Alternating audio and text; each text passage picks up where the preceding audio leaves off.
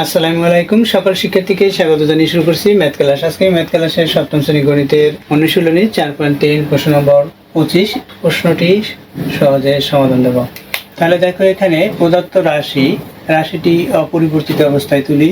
এখানে দেওয়া আছে 3x minus 5y plus third bracket শুরু 2 প্লাস 5 ব্র্যাকেট শুরু 3y মাইনাস x ব্র্যাকেট শেষ প্লাস সেকেন্ড ব্র্যাকেট শুরু 3x মাইনাস ফার্স্ট ব্র্যাকেট শুরু x minus 2y first bracket শেষ সেকেন্ড ব্র্যাকেট শেষ এবং থার্ড ব্র্যাকেট শেষ। দেখো, এখানে প্রদত্ত রাশিটি অপরিবর্তিত অবস্থায় তোলা হলো। এখন এই প্রদত্ত রাশিটির সরল মান নির্ণয় করতে হবে। এখন আমরা জানি বুডম্যানের ব্যাখ্যা অনুসারে প্রথমে ফার্স্ট ব্র্যাকেটের কাজ, অতঃপর সেকেন্ড ব্র্যাকেট এবং সর্বশেষ থার্ড ব্র্যাকেটের কাজ করতে হবে। এখন ফার্স্ট ব্র্যাকেট, সেকেন্ড ব্র্যাকেট বা থার্ড ব্র্যাকেট যেসব ব্র্যাকেটের মধ্যে প্রক্রিয়া চিহ্ন থাকে, সেই প্রক্রিয়া চিহ্ন প্রথমে আমরা জানি ডিভিশনের কাজ করতে হবে, অতঃপর মাল্টিপ্লিকেশন অর্থাৎ ইনটু, এরপর মাইনাস, সর্বশেষ প্লাস এর প্রক্রিয়া চিহ্ন কাজ করতে হয়। দেখো, প্রদত্ত সরলটি করার পূর্বে আমাদের প্রক্রিয়া চিহ্নের গুণ সম্পর্কে অবগত হতে হবে। আমরা জানি plus into plus equal plus হয়, minus into minus equal plus হয়, plus into minus equal minus হয়, minus into plus equal minus হয়। আমরা দেখতে পাচ্ছি যদি একই প্রক্রিয়া চিহ্ন গুণ করা হয় তখন প্লাস হয়, অর্থাৎ জোড় সংখ্যক বার থাকতে হবে। আশা করি বুঝতে পেরেছ। দেখো, এরপর প্রদত্ত সরলটির মান নির্ণয় করি।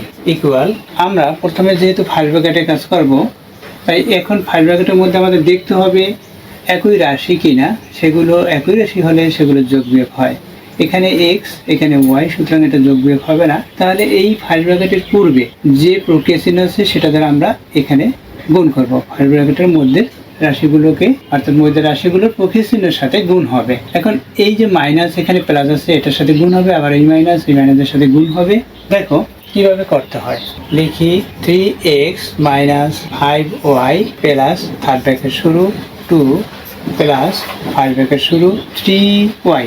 দেখো, এখানে যেহেতু ফার্স্ট ব্র্যাকেট শুরু হয়েছে, এখানেও ফার্স্ট ব্র্যাকেট আছে, সুতরাং আমরা এই ফার্স্ট ব্র্যাকেটের কাজ, এখানেও ফার্স্ট ব্র্যাকেটের কাজ আমরা করতে পারি। আবার এই ফার্স্ট ব্র্যাকেটের মধ্যে সেকেন্ড ব্র্যাকেট আছে, এটুকুর কাজ আমরা প্রথমে করে নিতে পারি। তাহলে আমরা অপরিবর্তিত অবস্থায় 3x পর্যন্ত তুলে নেব।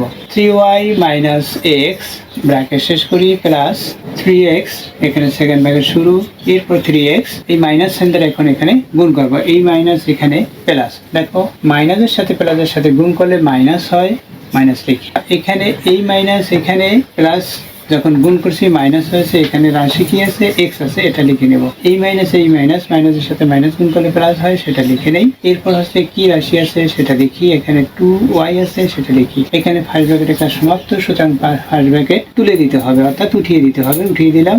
এরপর সেকেন্ড ব্র্যাকেট শেষ এবং থার্ড ব্র্যাকেট শেষ ইকুয়াল।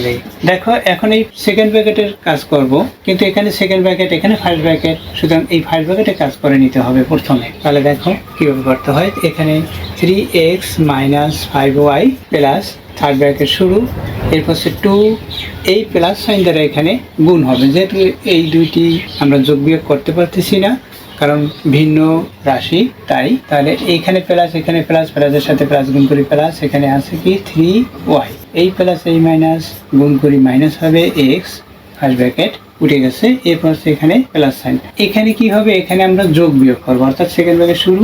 এখানে দেখতে পাচ্ছি 3x, এখানে x, এখানে প্রক্রিয়া চিহ্ন মাইনাস, এখানে প্লাস। এখন বড় কোনটি, অবশ্যই তোমরা বলবে এর বড় হচ্ছে 3x।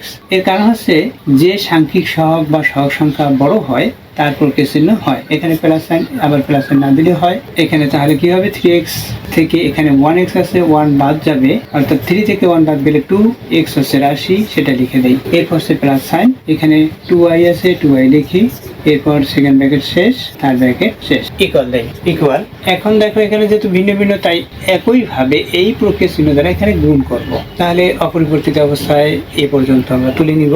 3x minus 5y plus third bracket শুরু 2 প্লাস 3y মাইনাস এক্স, এই প্লাস সাইন এখানে প্লাস সাইন প্লাসের সাথে প্লাস গুণ করি প্লাস হবে, দেখো ইতিপূর্বে দেখিয়েছি এখানে 2x, এই প্লাস গুণ করি প্লাস হবে 2y, থার্ড ব্র্যাকেট দেই, সেকেন্ড ব্র্যাকেট উঠে যাবে কারণ আমরা এই ইনটু চিহ্নের কাজ করেছি, অর্থাৎ এটার সাথে এটা গুণ করেছি। দেখো এই গুণ ইনটু আর এই ব্র্যাকেট আমরা একইভাবে হিসাব করি, এখানে গুণ হলো ব্র্যাকেটে আমরা ইনটু করি, অর্থাৎ ব্র্যাকেটের পরিবর্তে ইনটু বা অফ। তাহলে দেখো এখানে কি হবে, এখানে আমরা যোগ বিয়োগ করব, তাহলে আমরা অপরিবর্তিত অবস্থায় এ পর্যন্ত তুলতে পারি। দেখো 3x minus 5y plus third bracket শুরু 2, এরপর সে প্লাস সাইন।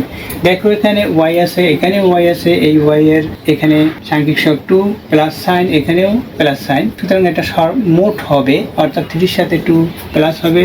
আমরা এখানে আবার সাজিয়েও লিখতে পারি অথবা যেভাবে আছে সেভাবেও তুলে দিতে পারি, অর্থাৎ 5y হলো।